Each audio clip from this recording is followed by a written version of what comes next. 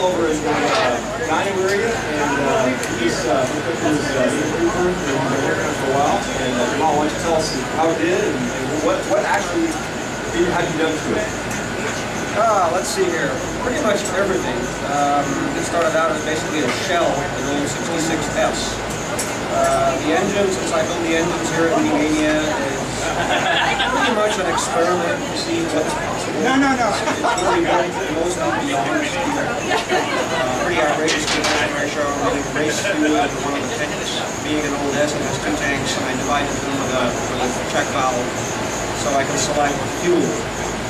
We ran it on the race gas 110 octane leaded. It's pushing probably about 13 to 1 compression with a pretty big street cam, pretty big alloy head, big valves, big intake. Kind of an old school hot rod. Just a lot of carburation, a lot of cam, a lot of compression, and as much displacement as we could squeeze out of it. We made about 85 horsepower in wheels. Not too bad given it's only got about 30 miles on it. You know, you can look at the dyno numbers and say, well, how does that translate at the crank? Maybe another 15, 20, 30%, depending on the dyno ability. It's a pretty hot day here. I'm not really sure how things are standardized. But it's just kind of a fun toy. Since I work here, I figured I'd build something really over the top. Certainly not a daily driver. Something that would easily be destroyed by someone not really paying attention to where I was doing. Do you think you ever might run it out on the track sometime? Do it set up to run fully racing? Probably not. There's a lot of other things that go into something a full race car, suspension-wise. Granted, it is pretty rough right now. There's no inside. It's kind of an old school rat rod. I've seen it become really popular, of course, with big Chevy engines and such. But a track car is quite a different animal than a street car. Certainly, you can have fun with something like a street track, but it's a long way from the full race car. Okay, so what are the takeaways from this? What do the customers say? Okay, I come to you. I bought a Mini Cooper. I want to take it. What would you tell me? How would I approach them? If I not obviously take it from the but what can the customer take away from this? What you're doing here, and how does that translate? You know, a very streetable version of this would make probably 80% of the power, and geared down with nice freeway gears and such. It could be a totally drivable, streetable car. A lot of the engines that we built here, probably 80–90% of them are 1380 street, which is probably about 10 to 1 for driving. You can totally drive it on home gas. Makes plenty of torque to run 3.1 gears with 10 to 13 inch wheels. You know, you're looking at a pretty reasonable freeway RPM. A lot of these cars here, I'm sure, comes in the distance. And the Mini can be made to go, you know, to go on the freeway and keep up with traffic and hold its own rather well.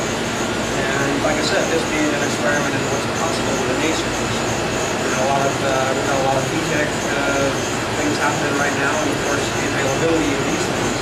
And we all know it's pretty much buying out. They've been out of production now long enough where anything left in the UK is pretty much rust powder, and it's getting much harder to find the series engines in the old condition.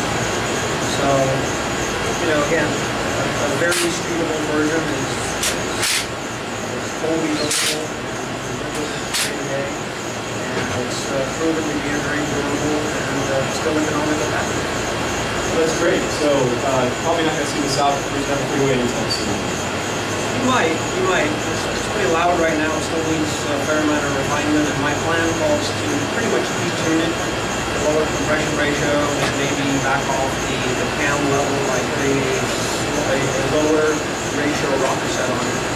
And it should be a much more streetable package, although the low gears is always going to have a close ratio. Final drive, you know, probably spinning 4,200 RPM instead. Most people don't want to lift it on kind of a long drive.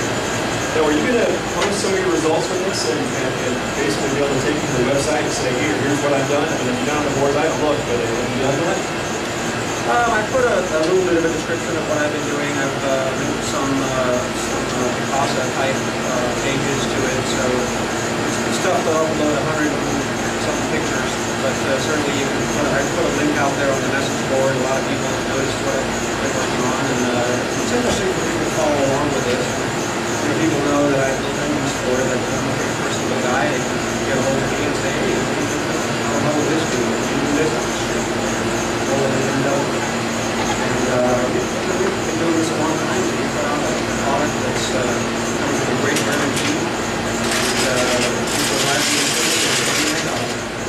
So, how can people get a hold of you? Is it email and websites, easy to contact, or you need to just do a phone call?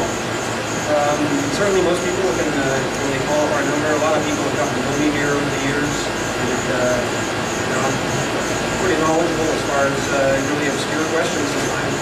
But anybody who's interested in the engine, certainly I'll talk to them, and I'll usually ask, what elevation do you live? How big are your tires?